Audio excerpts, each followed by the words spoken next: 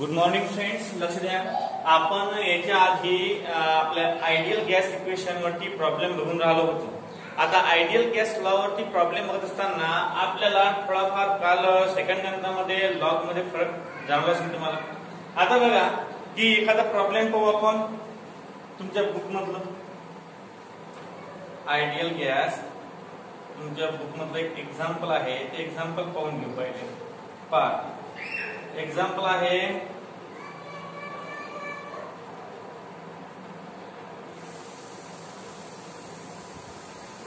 find the temperature in degree Celsius. Find the temperature in degree Celsius. Problem आहे find the temperature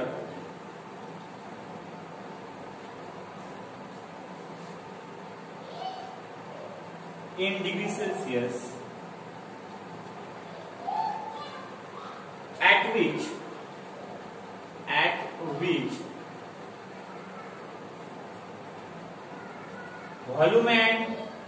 volume and pressure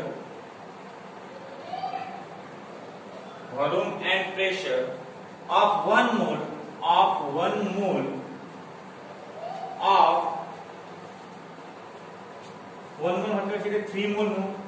3 mole of nitrogen gas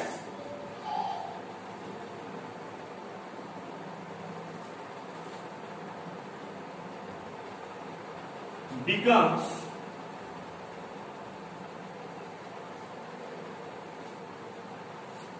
30 dm³ and 2.42 atmosphere ATM respectively. आता बघा, तुम्हाला volume काढायचं आहे त्याच्याबद्दल. आता आपल्याला गणित आहे find the temperature in degree Celsius at which volume and pressure of 3 moles of nitrogen gas. पहिले आपण 1 मोल ऑफ नायट्रोजन गॅस पाहिलं होतं, नंतर आपण सेकंड म्हणजे 2 मोल्स ऑफ गॅस पाहिलं होतं. आता आपण 3 मोल्स ऑफ नायट्रोजन गॅस बघणार आहोत. आता बघा, आपल्याला गिवन काय आहे, गिवन काय आहे लक्ष द्या. आता गिवन मध्ये पहिल्यांदा आपल्याला मोल नंबर ऑफ मोल्स म्हणजे स्मॉल एन ची किंमत दिलेली आहे. किती आहे ती आहे 3 मोल. नंबर ऑफ मोल्स किती आहे 3 मोल्स. नंतर सेकंड आहे आपल्याजवळ व्हॉल्यूम इक्वल टू 30 dm³. नंतर प्रेशर इक्वल टू 2.42 atm आणि नंतर R ची व्हॅल्यू आहे आपल्याजवळ 0.0821. आता आपल्याला काढायची आहे T equal to in degree Celsius question mark. म्हणजे टी ची व्हॅल्यू, टेम्परेचरची व्हॅल्यू आपल्याला डिग्री सेल्सियस मध्ये काढायची आहे. आता डिग्री सेल्सियस मध्ये रूपांतर करत असताना जी आपली व्हॅल्यू येणार, म्हणजे या आयडियल गॅस इक्वेशनचा वापर करून जी आपली व्हॅल्यू येणार, ते व्हॅल्यू जे आहे ते व्हॅल्यू कशी येणार, ती व्हॅल्यू येणार कशाच्या फॉर्म मध्ये येणार, ते केल्विनच्या फॉर्म मध्ये.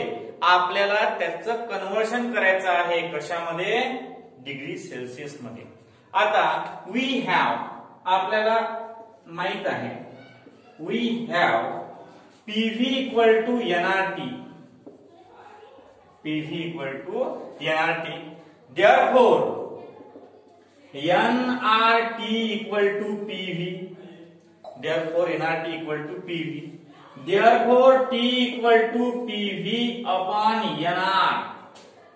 Therefore T equal to T किती आहे प्रेशर 2.42 into व्हॉल्यूम 30 अपॉन यांची किंमत 3 आणि आर ची किंमत 0.0821. 3 1 जा 3, 3 10 जा 30. आता काय ते पहा बरं, t equal to 2.42 into 10 upon 0.0821. t equal to multiplication आपले 2.2 जर काय डायरेक्ट केले आपण तर 242 गुणिले 10 भागेला 8.21. t इक्वल टू 2420 भागेला 8.21. आता अशा प्रकारे हे कॅल्क्युलेशन इझी करावं लागते. पहा पहिले काय केलं आपण, पहिल्यांदा व्हॅल्यू टाकल्या, या 3 ने या 30 ला भाग दिला आपण, उत्तर लावलं एवढं. आता उत्तर एवढं आल्यावर आपल्याला आता आपण लक्ष द्या, अशा प्रकारे आपण यांची व्हॅल्यू लिहिली गणितावरून, नंतर व्ही ची व्हॅल्यू लिहिली आपण, व्हॉल्यूमची किंमत लिहिली, प्रेशरची किंमत लिहिली, आर ची किंमत लिहिली आणि टेम्परेचरची किंमत लिहिली. We have PV equal to nRT. We have PV equal to nRT. Therefore, आता हे nRT आपण त्या साइडने लिहिलं आणि प्रेशर आणि व्हॉल्यूम या साइडने लिहिलं. मग टेम्परेचर हे जे आहे स्मॉल n आणि r या साइडने हा मल्टिप्लिकेशनला आहे, या साइडने गेल्यावर तो काय होणार, डिवायडेशनला होणार. नंतर t इक्वल टू काय येणार, p ची व्हॅल्यू टाकली आपण, व्हॉल्यूमची किंमत टाकली, n ची किंमत टाकली आणि r ची किंमत टाकली. मग किंमत टाकल्यावर भाग तोडला आपण, 3 1 3 3 10 30 आणि जे उरलं ते लिहिलं. आता बघा 2.1 साठी आपल्याला वरचे 2 पॉईंट काढून टाकावे लागते. म्हणजे 242 गुणिले 10 भागेला 8.21. आता बघा याला 10 ने मल्टिप्लाय केला आपण, तर 10 ने मल्टिप्लाय केल्यावर याचा येते 24 20 आणि भागेला 8.21. आता बघा लॉग करू आपण, लॉग करत असताना याचा कॅरेक्टरिस्टिक्स पाहायला किती आहेत, 1 2 3 4 4 अंक आहेत, म्हणजे कॅरेक्टरिस्टिक्स येणार 3 पॉइंट. 24 च्या 2 मध्ये लॉग पाहायचा आहे आपल्याला, 24 च्या 2 मध्ये. आता 24 च्या 2 मध्ये जो लॉग आहे तो येते 38 काय येणार आहे तो 38 आणि याचा कॅरेक्टरिस्टिक्स आहे 0. 82 च्या 1 मध्ये आपल्याला लॉग पाहायचा आहे, 82 च्या 1 मध्ये लॉग येणार 91 43 91 43. 82 च्या 1 मध्ये 91 43. या दोघांची वजाबाकी करावी लागेल. 8 मधून 3 गेले, 5 राहिले, हातचा वापर केला, 13 तून 5 गेले, 13 मधून 5 गेले, किती राहिले 8 राहिले, हातचाला वापिस, 8 मधून 2 गेले, 6 राहिले, हातचाला वापिस नाही 13 तून 9 गेले, 4 उरले, हातचाला 1.2 म्हणजे 46 85. आता याचा आपल्याला अँटीलॉग बघायचा आहे, म्हणजे t equal to 10 to power 2. आता 46 च्या 5 8 5 मध्ये 46 च्या 8 मध्ये आणि 5 मध्ये 3 आहे, म्हणजे 29 38 आणि 5 मध्ये किती आहे याच्या, 5 मध्ये आहे मेन डिफरन्स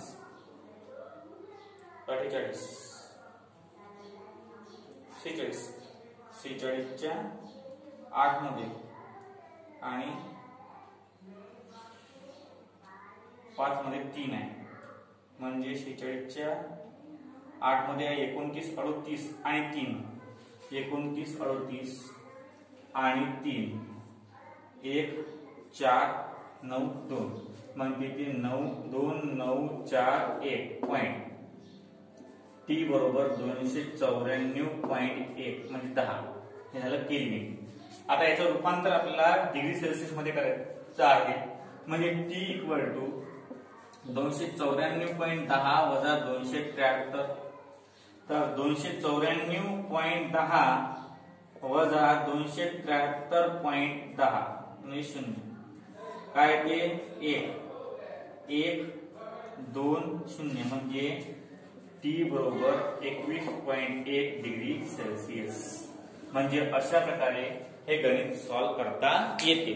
असे गणित आपण 2 आधीच्या लेक्चर मध्ये सुद्धा बघितले होते की टेम्परेचर तुम्हाला काढायचं आहे. कसं temperature, find the temperature in degree Celsius at which volume and pressure of 3 moles of nitrogen gas become 330 dm³ and 2.42 atm respectively.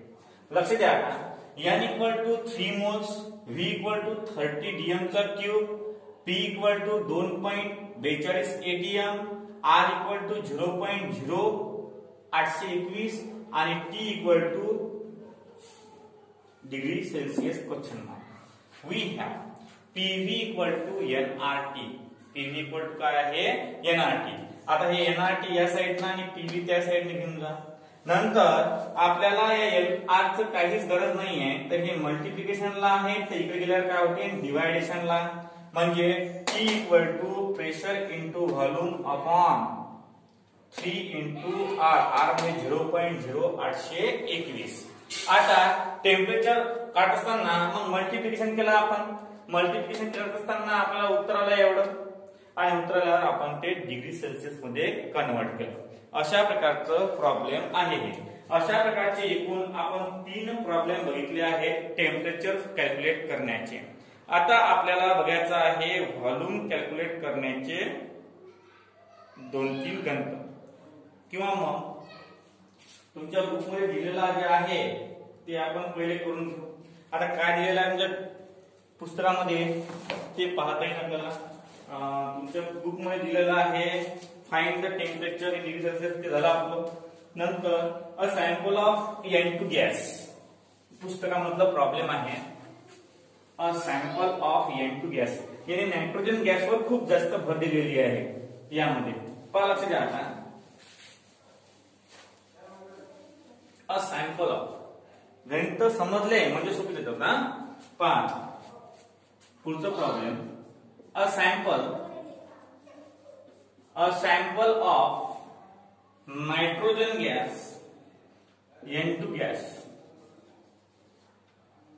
was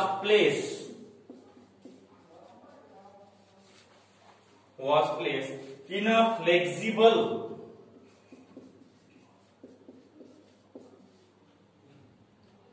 9.0 liter container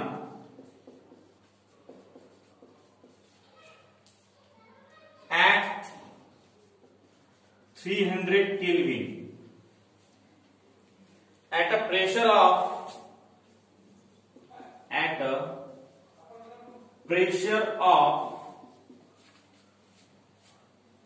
1.5 atm. The gas was compressed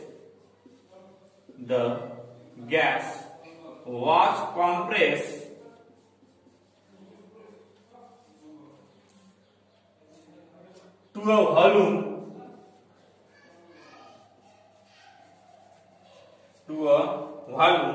of 3.0 liter.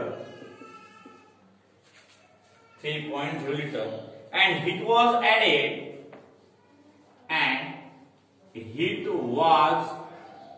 added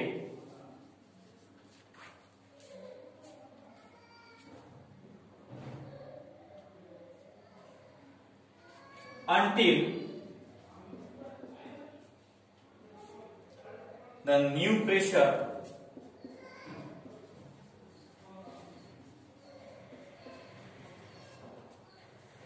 inside the container.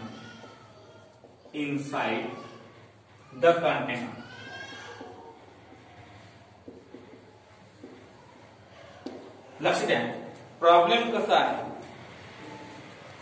एकदम simple सा problem आहे. P1 P2 N1 N2 म्हणजे जो आपण relation मधला part आहे, relation मधला part. पहा आता, a sample of N2 gas was placed flexible volume container at 300 Kelvin temperature. A sample of N2 gas, एक सॅम्पल आहे N2 गॅसचं, was placed flexible 9.0 liter container. 9.0 container at 300 Kelvin, at the pressure of 1.5 atm, the gas was compressed to the volume of 3 liter. म्हणजे 9 litre मधून किती litre केला? 3 litre केला. And the heat was added until the new pressure inside the container. म्हणजे तुम्हाला याच्यामध्ये काय काय काढायचं आहे? याच्यामध्ये तुम्हाला प्रेशरची व्हॅल्यू काढायची आहे की सुरुवातीला प्रेशर दिलेलं आहे, नंतर गॅस कॉम्प्रेस झाल्यावर त्याचं नवीन प्रेशर काय येणार, नवीन प्रेशर काय येणार, आणि नवीन जे टेम्परेचर आहे पहा आपलं गणित चुकलं थोडंसं लिहा. A sample of a N2 gas was placed in a flexible volume of container at 300 Kelvin pressure 1.5 degrees Celsius. The gas was compressed at the volume of 3 liter and the heat was added until the temperature reaches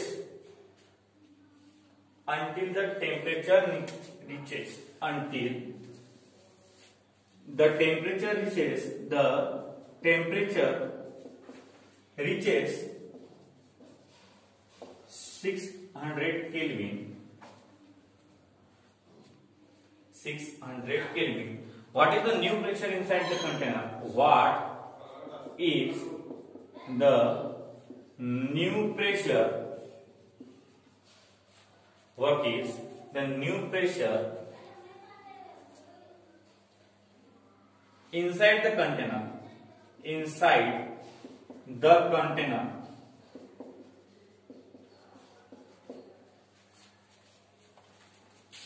लक्ष द्या काय आता pressure volume तुम्हाला दिलेला आहे V1 V2. आता V1 कोणता आहे? पहिले स्टार्टिंग मधला पहा, लक्ष द्या. अ सॅम्पल ऑफ N2 गॅस दिलेला आहे, यांनी काय दिलेला आहे? A sample of N2 gas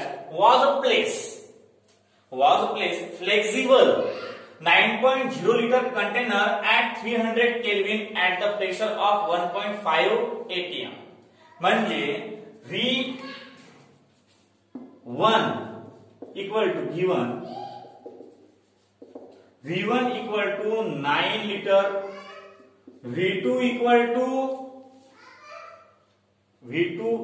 to 3 liter, नंतर P equal to P1 equal to 1.5 atm, T1 equal to 300 Kelvin आणि T2 equal to 600 Kelvin आणि T2 equal to question mark. Plus द्या. काय म्हणते? A sample of N2 gas was place a flexible volume काय आहे? 9 litre container at 300 degree Celsius. म्हणजे हे V1 ची आहे, T1 ची एवढी असताना आणि T1 ची प्रेशर दिली आहे, म्हणजे V1 T1 आणि P1 तुम्हाला दिलेला आहे. द गॅस वॉज कॉम्प्रेस, आपण तो गॅस दाबल्यावर to a volume of 3 litre. म्हणजे 9 लिटर गॅसचं रूपांतर आपण कशामध्ये केलं? 3 लिटर गॅस मध्ये केलं, म्हणजे हा होईल V2. and the heat was added until the temperature reaches T2. What is the new pressure inside the container? What is the new pressure inside the container? Mom, we have number of molecules सारखेच आहेत. number of molecules काय आहेत? सारखेच आहेत. म्हणजे P1 V1 equal to nRT1 equation number first and P2 V2 equal to nRT2 equation number second. जमलं. आता बघा हा दोन्ही सारखेच आहेत. पहिल्यांदा याचं रूपांतर करू आपण. कसं याचं रूपांतर इक्वेशन नंबर 1 मध्ये. आता हा जो n आहे n ची व्हॅल्यू काढायची आपल्याला किंवा nr ची व्हॅल्यू काढायची. हा t डिवाइड मध्ये जाणार म्हणजे P1 V1 upon T1 equal to nr equation number first. Similarly T2 V2 equal to nr T2. Therefore P2 V2 upon T2 equal to NR, equation number second. आता from 1 and 2 काय ना P1 V1 upon T1 equal to P2 V2 upon T2. Therefore काय ते therefore आता V1 P1 आता P1 ची value दिली आहे तुम्हाला 1.5 into V1 किती आहे 9 अपॉन T1 किती आहे 300 इक्वल टू P2 ची व्हॅल्यू काढायची आहे आपल्याला इंटू V2 ची किंमत किती दिली आहे V2 पॉवर V2 आहे 3 अपॉन T2 किती आहे 600 शून्य शून्य कटला शून्य शून्य कटला. आता काय power therefore 1.5 into 9 upon 3 equal to P2 into 3 upon 6. आता हे उलट घेऊन जा इकडे काय ना 1.5 into 9 into 6 upon 3 into 3 equal to P2. 3 एक 3 3 दुनी 6 3 एक 3 3 त्रिक 9 म्हणजे therefore 1.5 into 6 equal to P2. 6 पंच 30 शून्य हातचे 3 6 एक 6 6 3 9 एकांकांतर पॉइंट इक्वल टू P2 म्हणजे P2 इक्वल टू 9 ATM आणि ही झाली व्हॉट इज द न्यू प्रेशरची व्हॅल्यू किती आली 9 ATM आली आहे. पहा अशा प्रकारचं गणित आहे. कसं आता तुम्हाला समजून सांगतो मी कसं आहे. पहा a sample of N2 gas was place म्हणजे आपण एक सॅम्पल घेतलं नायट्रोजन गॅसचं त्या नायट्रोजनच्या गॅसचे सॅम्पल आपण प्लेस केलं फ्लेक्सिबल व्हॉल्यूम मध्ये. किती आहे फ्लेक्सिबल व्हॉल्यूम 9.0 लिटर. किती आहे 9.0 लिटर. कंटेनर ऍट 300 केल्विन म्हणजे ते टेम्परेचर झालं इनिशियल म्हणजे 11 N2 फ्लेक्सिबल हे V1 ची किंमत हे T1 ची किंमत आणि ऍट द प्रेशर ऑफ 1.5 हे झाली P1 ची किंमत. The gas was compress. तो गॅस आपण कॉम्प्रेस केला काही वेळाने. तर कॉम्प्रेस केल्यावर व्हॉल्यूम किती झाला 9 मधून तो व्हॉल्यूम उतरला. कॉम्प्रेस केल्यावर तो व्हॉल्यूम दबणारच आहे ना. मग 9 पहिले होता 9 लिटर आता तो व्हॉल्यूम कॉम्प्रेस झाला तो झाला किती 3.0 लिटर म्हणजे 3 लिटर. आता बघा and the heat was added. ज्यावेळेस आपण कॉम्प्रेस करतो त्यावेळेस हीट ऍड झाली म्हणते until the temperature reaches 600 kelvin म्हणजे ज्या वेळेस V2 एवढा झाला व्हॉल्यूम एवढा झाला गॅसचा त्यावेळेस किती टेम्परेचर होतं 600 केल्विन टेम्परेचर होतं. तर तुम्हाला तिथं ज्या वेळेस 3 लिटर व्हॉल्यूम होता आणि 600 केल्विन टेम्परेचर होतं त्यावेळेस त्या नायट्रोजन गॅसचं प्रेशर किती होतं ते काढायचं आहे. गॅस कॉम्प्रेस झाल्यावर त्याचं किती प्रेशर होतं ते तुम्हाला काढायचं आहे.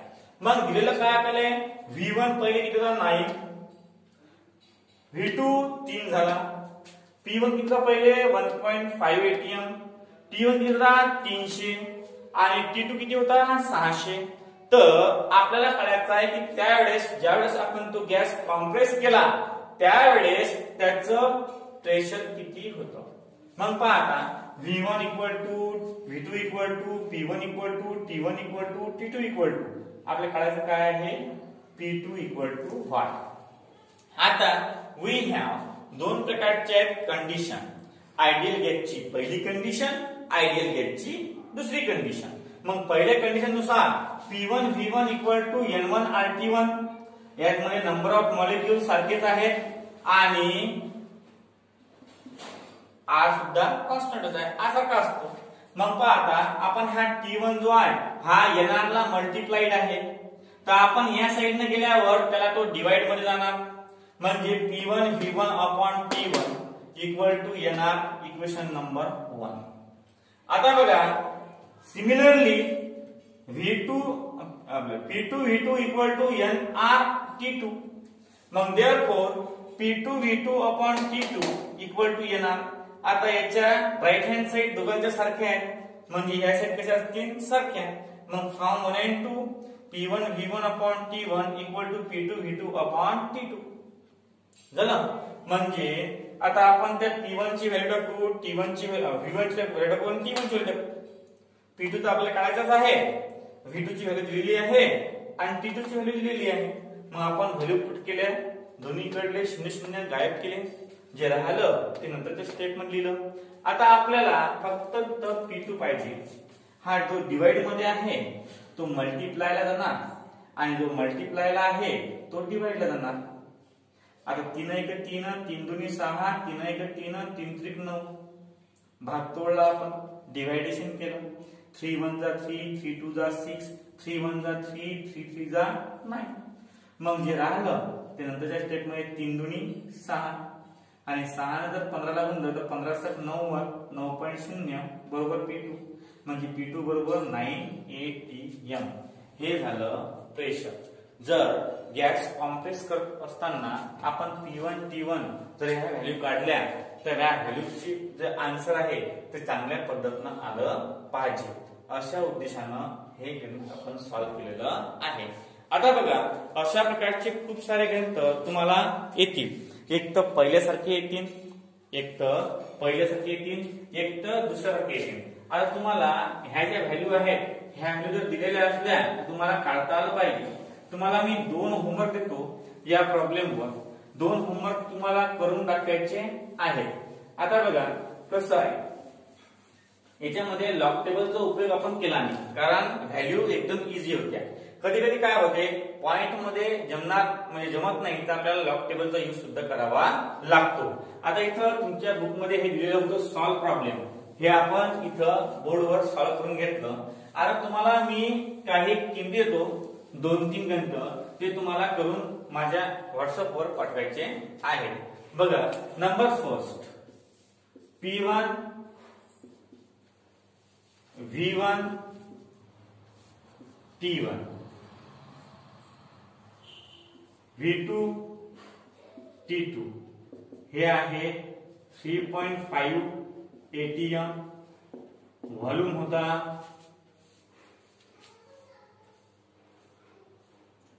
1.4 लिटर. T1 1.4 नाही, याला म्हणू आपण 4.9 लिटर. आणि टेम्परेचर होतं किती घेऊ टेम्परेचर 147 केल्विन. नंतर V2 किती झाला, V2 झाला 3.5 लिटर आणि T2 झाला 294 केल्विन. जमला. नंतर तुम्हाला काढायचा आहे P2 equal to question mark. आता सेकंड गणित पहा, P1 equal to V1 equal to T1 equal to V2 equal to T2 equal to आणि P2 equal to question mark. लक्ष द्या हे किती आहे P1 घेऊ आपण 150 atm. V1 घेऊ आपण 30 लिटर. नंतर T1 घेऊ आपण 600 केल्विन. V2 घेऊ आपण 18 लिटर. T2 घेऊ आपण 900 केल्विन आणि P2 equal to question mark. हे 2 प्रॉब्लेम आपण जे आज प्रॉब्लेम पाहिलं त्याच्यावर सोडवायचे आहेत. हे सोडवून तुम्ही व्हॉट्सअप वर पाठवा. आजसाठी एवढंच, बाकीचं आपण पुढच्या लेक्चरला बघूया.